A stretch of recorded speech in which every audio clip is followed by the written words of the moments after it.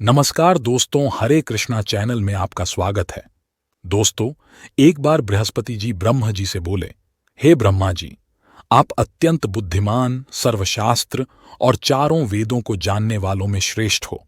हे प्रभु, कृपा कर मेरा वचन सुनो।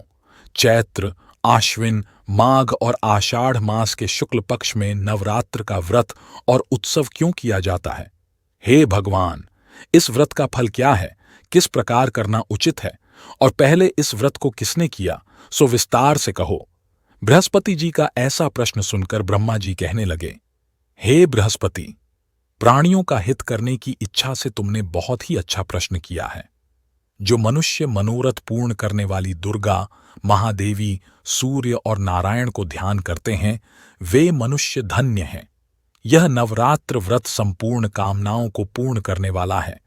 इसके करने से पुत्र चाहने वाले को पुत्र, धन चाहने वाले को धन, विद्या चाहने वाले को विद्या और सुख चाहने वाले को सुख मिल सकता है। इस व्रत को करने से रोगी मनुष्य का रोग दूर हो जाता है और कारागार में पड़ा हुआ मनुष्य बंधन से छूट जाता है। मनुष्य की तमाम विपत्तियां दूर हो जाती हैं और उसके घर में संपूर्ण संपत्तियां आकार उपस्थित हो जाती हैं। बंध दोस्तों या और काक बंधिया के इस व्रत के करने से पुत्र हो जाता है। समस्त पापों को दूर करने वाले इस व्रत के करने से ऐसा कौन सा मनोरथ है जो सिद्ध नहीं हो सकता? यदि व्रत करने वाला मनुष्य सारे दिन का उपवास न कर सके तो एक समय भोजन करे और उस दिन बांधवों सहित नवरात्रि व्रत की कथा श्रवण करे। हे बृहस्पति, जिसने पहले इस महाव्रत को किया है उसका पवित्र इतिहास मैं तुम्हें सुनाता हूं। तुम सावधान होकर सुनो। इस प्रकार ब्रह्मा जी के वचन सुनकर बृहस्पति जी बोले, हे ब्रह्मदेव, मनुष्यों के कल्याण करने वाले इस व्रत को कहे, मैं सावधान होकर सुन रहा हूं। आपकी शरण में आया हूं, मुझ पर कृपा करें। ब्रह्मा जी बोले, प्राचीन काल में मनोहर नाम नगर में एक पीठत नाम का अनाथ ब्राह्मण रहता था। वह भगवती दुर्गा का भक्त था। उसके संपूर्ण सद्गुणों से युक्त सुमति नाम की एक अत्यंत सुंदर कन्या पैदा हुई। वह कन्या सुमति अपने घर के बालकपन में अपनी सहेलियों के साथ क्रीड़ा करती हुए इस प्रकार बढ़ने लगी जैसे शुक्ल पक्ष में चंद्रमा की कला बढ़ती है। उसका पिता प्रतिदिन दुर्गा की पूजा और होम किया करता था। उस समय वह भी नियम से वहां उपस्थित होती थी। एक दिन वह सुमति अपनी सखियों के साथ खेलने लग गई और भगवती के पूजन में उपस्थित नहीं हुई। उसके पिता को पुत्री की ऐसी असावधानी देखकर क्रोध आया और पुत्री से कहने लगा कि हे दुष्ट पुत्री, आज तुमने भगवती का पूजन नहीं किया, इस कारण मैं किसी कुष्ठ रोग और दरिद्र मनुष्य के साथ तेरा विवाह करूंगा। इस प्रकार कुपित पिता के वचन सुनकर सुमति को बड़ा दुख हुआ और पिता से कहने लगी कि हे पिताजी, मैं आपकी कन्या हूं, मैं आपके सब तरह से अधीन हूं, जैसी आपकी इच्छा हो मेरा विवाह कर सकते हो।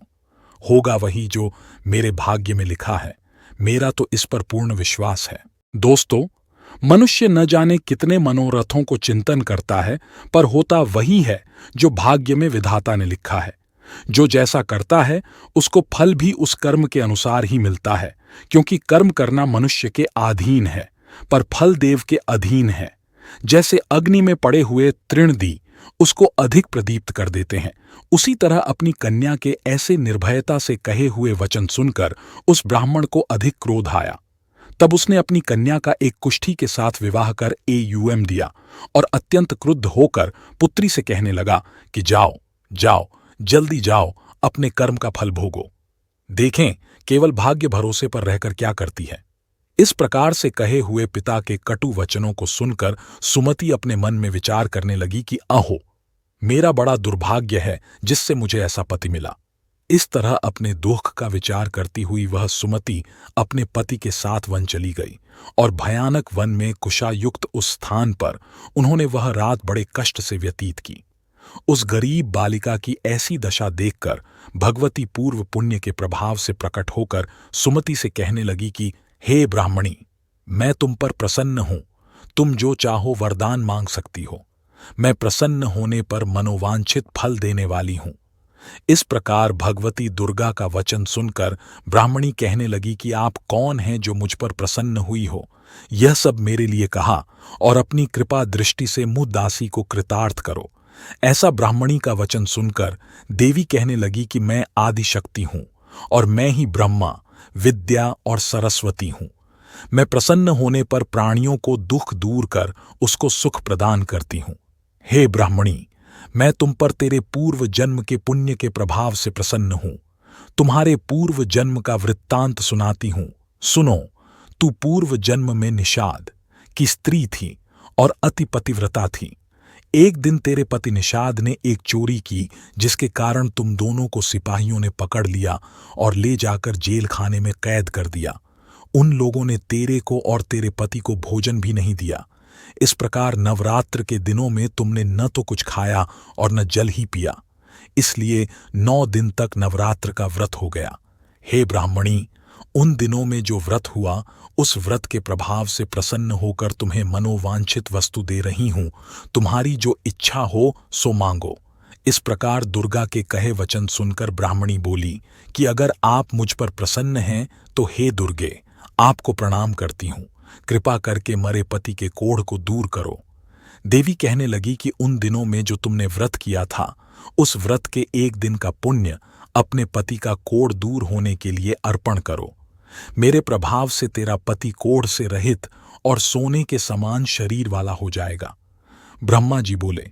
इस प्रकार देवी का वचन सुनकर वह ब्राह्मणी बहुत प्रसन्न हुई और पति को निरोग करने की इच्छा से ठीक है ऐसे बोली। तब तक उसके पति का शरीर भगवती दुर्गा की कृपा से कुष्ठहीन होकर अति कांतियुक्त हो गया, जिसकी कांति के सामने चंद्रमा की कांति भी क्षीण हो जाती। वह ब्राह्मणी पति की मनोहर देह को देखकर देवी को अति पराक्रमी वाली समझकर स्तुति करने लगी कि हे दुर्गे, आप दुर्गत को दूर करने वाली, तीनों जगत का संताप हरने वाली, समस्त दुहकों को दूर करने वाली, रोगी मनुष्य को निरोग करने वाली, प्रसन्न होने पर मनोवांछित वस्तु को देने वाली और दुष्ट मनुष्य का नाश करने वाली हो। तुम ही सारे जगत की माता और पिता हो। हे अम्बे, मुझ अपराध रहित अबला की मेरे पिता ने एक कुष्ठ आदमी के साथ विवाह कर मुझे घर से निकाल दिया। पिता से तिरस्कृत निर्जन वन में विचर रही हूं। अपने मेरा इस विपदा से उद्धार किया है। हे देवी, आपको प्रणाम करती हूं। मुझ दीन की रक्षा करो। ब्रह्मा जी बोले कि हे बृहस्पते, इसी प्रकार उस सुमति ने मन से देवी की बहुत स्तुति की। उससे की हुई स्तुति सुनकर देवी को बहुत संतोष हुआ और ब्राह्मणी से कहने लगी कि हे ब्राह्मणी, तुम्हारे उदायल नाम का एक अति बुद्धिमान, धनवान, कीर्तिवान और जितेंद्रिय पुत्र शीघ्र ही होगा। ऐसा कहकर वह देवी उस ब्राह्मणी से फिर कहने लगी कि हे ब्राह्मणी, और जो कुछ तेरी इच्छा हो वही मनोवांछित वस्तु तुम मांग सकती हो। ऐसा भगवती दुर्गा का वचन सुनकर सुमति बोली कि हे भगवती दुर्गे, अगर आप मेरे पर प्रसन्न हैं तो कृपा कर मुझे नवरात्रि व्रत विधि बताइए। हे दयावती, जिस विधि से नवरात्र व्रत करने से आप प्रसन्न होती हैं उस विधि और उसके फल को मेरे लिए विस्तार से वर्णन करें। इस प्रकार ब्राह्मणी के वचन सुनकर देवी दुर्गा कहने लगी कि हे ब्राह्मणी, मैं तुम्हारे लिए संपूर्ण पापों को दूर करने वाली नवरात्र व्रत विधि को बतलाती हूं, जिसको सुनने से तमाम पापों से छूटकर मोक्ष की प्राप्ति हो जाती है। आश्विन मास के शुक्ल पक्ष की प्रतिपदा से लेकर 9 दिन तक विधि पूर्वक व्रत करें। यदि दिन भर का व्रत न कर सके तो एक समय का भोजन करें। पढ़े लिखे ब्राह्मणों से पूछकर घट स्थापना करें और वाटिका बनाकर उसको प्रतिदिन जल से सींचें। महाकाली, महालक्ष्मी और महासरस्वती की मूर्तियां बनाकर उसकी नित्य विधि सहित पूजा करें और पुष्पों से विधि पूर्वक अर्घ्य दें। बिजौरा के फूल से अर्घ्य देने से रूप की प्राप्ति होती है। जायफल से कीर्ति, दाख से कार्य की सिद्धि होती है। आंवले से सुख और केले से भूषण की प्राप्ति होती है। इस प्रकार फलों से अर्घ्य देखकर यथाविधि हवन करें। खांड, घी, गेहूं, शहद, जौ, तिल, बिंब, नारियल, दाख और कदम्ब, इनसे हवन करें। गेहूं होम करने से लक्ष्मी की प्राप्ति होती है। खीर व चंपा के पुष्पों से धन और पत्तनों से तेज और सुख की प्राप्ति होती है। आंवले से कीर्ति और केले से पुत्र हो। कमल से राज सम्मान और दुखों से सुख संपत्ति की प्राप्ति होती है। व्रत करने वाला मनुष्य इस विधान से होम कर आचार्य को अत्यंत नम्रता के साथ प्रणाम करे और यज्ञ की सिद्धि के लिए उसे दक्षिणा दे। इस महाव्रत को पहले बताई हुई विधि के अनुसार जो कोई करता है उसके सब मनोरथ सिद्ध हो जाते हैं, इसमें तनिक भी संशय नहीं है। इन 9 दिनों में जो कुछ दान आदि दिया जाता है उसका करोड़ों गुना फल मिलता है। इस नवरात्रि के व्रत करने से ही अश्वमेघ यज्ञ का फल मिलता है। हे ब्राह्मणी, इस संपूर्ण कामनाओं को पूर्ण करने वाले उत्तम व्रत को तीर्थ मंदिर अथवा घर में ही विधि के अनुसार करें। ब्रह्मा जी बोले कि हे बृहस्पते, इस प्रकार ब्राह्मणी को व्रत की विधि और फल बताकर देवी अंतर्ध्यान हो गई। जो मनुष्य या स्त्री इस व्रत को भक्ति पूर्वक करता है वह इस लोक में सुख पाकर अंत में दुर्लभ मोक्ष को प्राप्त होता है। हे बृहस्पते, यह दुर्लभ व्रत का माहात्म्य मैंने तुम्हारे लिए बतलाया है। ऐसा ब्रह्मा जी के वचन सुनकर बृहस्पति जी आनंद के कारण रोमांचित हो गए और ब्रह्मा जी से कहने लगे, हे ब्रह्मा जी, आपने मुझ पर अति कृपा की जो अमृत के समान इस नवरात्रि व्रत का माहात्म्य सुनाया। हे प्रभो, आपके बिना और कौन इस माहात्म्य को सुना सकता है। ऐसे बृहस्पति जी के वचन सुनकर ब्रह्मा जी बोले कि हे बृहस्पति, तुमने सब प्राणियों का हित करने वाले इस अलौकिक व्रत को पूछा है, इसलिए तुम धन्य हो। यह भगवती शक्ति संपूर्ण लोकों का पालन करने वाली है। इस महादेवी के प्रभाव को कौन जान सकता है। मां दुर्गा को शक्ति, ऊर्जा और साहस का स्रोत माना जाता है। वे इस ब्रह्मांड की माता और रक्षक हैं। वे शक्ति का साक्षात रूप हैं। उनकी पूजा कई रूपों में की जाती है और उन्होंने इस दुनिया की भलाई के लिए जब भी आवश्यक हुआ इन अवतारों को लिया और उन राक्षसों का वध किया जो ब्रह्मांड को नुकसान पहुंचाना चाहते थे। उन्हें दिव्य शक्ति और अन्नपूर्णा कहा जाता है, जो दुनिया को भोजन और पानी प्रदान करती हैं। दोस्तों, मान्यता है मां दुर्गा की पूजा करने वाले का कभी कोई अमंगल नहीं होता।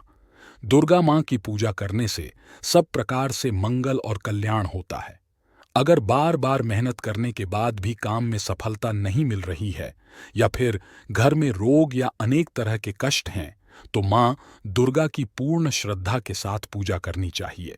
दोस्तों, अगर आपको आज का यह प्रेरणादायक वीडियो अच्छा लगा हो तो इसे लाइक करें और यह ज्ञान सिर्फ अपने तक ही ना रखें, इसे दूसरों को भी शेयर करें। धन्यवाद। राधे राधे।